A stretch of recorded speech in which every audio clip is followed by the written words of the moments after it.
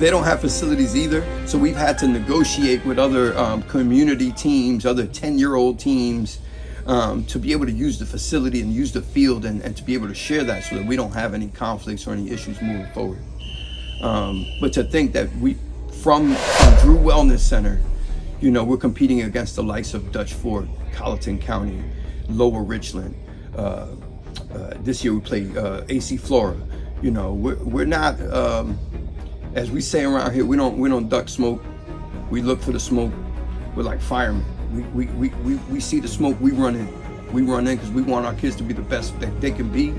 And it takes tremendous pressure to make diamonds. And we're making diamonds out of the rough. And yes, it's going to be pressure filled. Yes, it's going to be trauma filled. Yes, it's going to be some bumps in the road. But at the end of the day, we're all on the same page, and the mission is to make these kids better by hook or by crook. And if that takes, picking kids up on Saturdays, picking them up every day, if we have to, dropping them off, making sure that they have what they need to be successful. And a lot of people don't consider what's needed to be successful, but we're getting to a point where we're trying to instill good night's sleep, a good meal,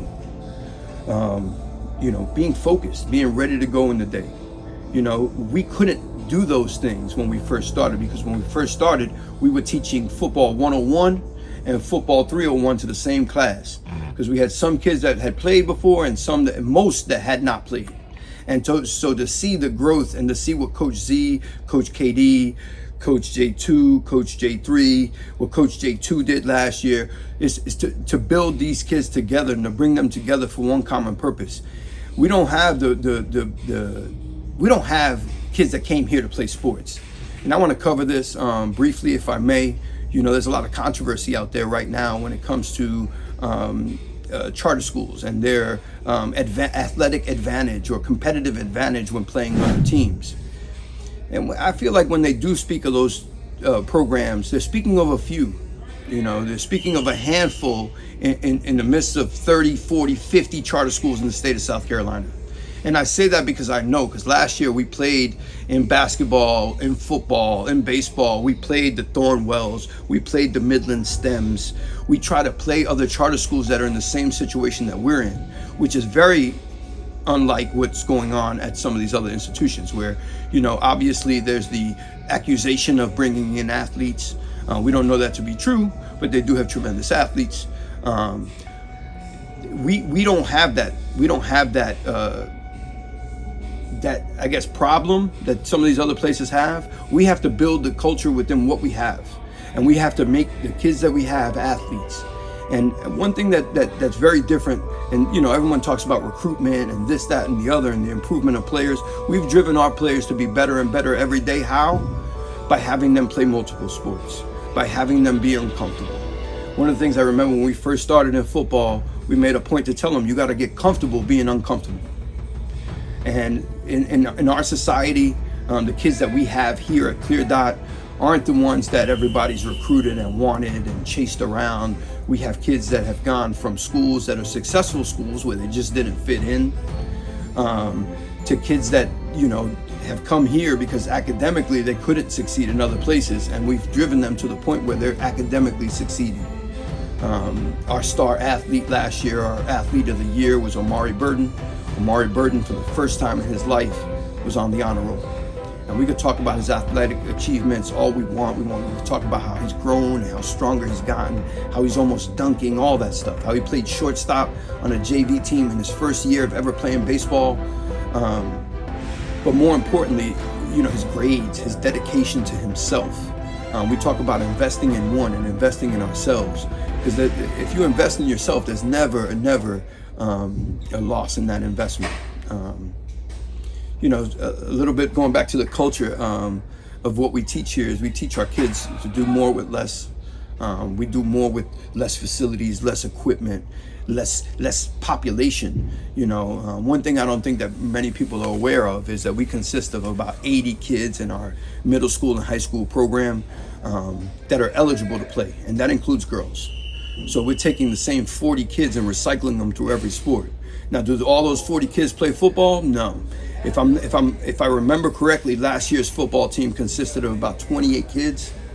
And that's a little on the high side. Some of those kids, keeping in mind, were in the 6th grade, and we're in, putting them out there against guys that are juniors in high school.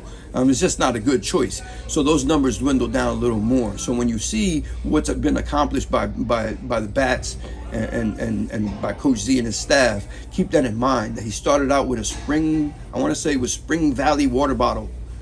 It was our football. Springtime. If you're in the hood, it's available at all the gas stations. So you can start a program too. Not that easy, but I will say that what's made it easy is the brotherhood that we brought into the place. Yes, there are times where we don't agree on everything, and when you're building something, you shouldn't be able to agree. You shouldn't agree on everything. If you think of how our country was started, it's arguments. It's I think this, I think that. Then we come together and do what's best for the country in that aspect, but more so for the kids here. And the kids drive us to become better every day. We're not sitting back and relaxing. There's not a day off. Me and Coach Z were just talking prior to the video, and we don't have time off. We have to sometimes find that time, but we don't have time off. We invest every little minute that we have, every piece of sweat, tears, everything is clear dot. We bleed black and blue, and I can't say that for every institution and every program. We've been here from the very beginning. We're not planning on going anywhere. We're building something that's bigger than us, and that's going to be here long beyond our time.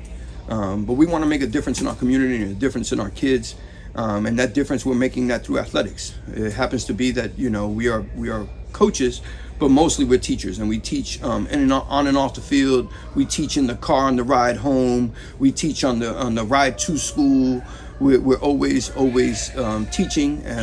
And with that, I will say, and Coach Z knows this well, we'll be up to 1 o'clock in the morning studying, getting our craft right, because we know that we have to take it to the next level. We know that we're outmatched in a lot of ways against these other competitions.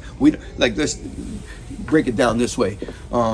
We had 3 footballs and a bottle of water and a couple helmets, and we're competing against guys who have sleds and who could go out and work every day on those sleds. If the kids could come to the field even after practice and put in extra work when that light's on.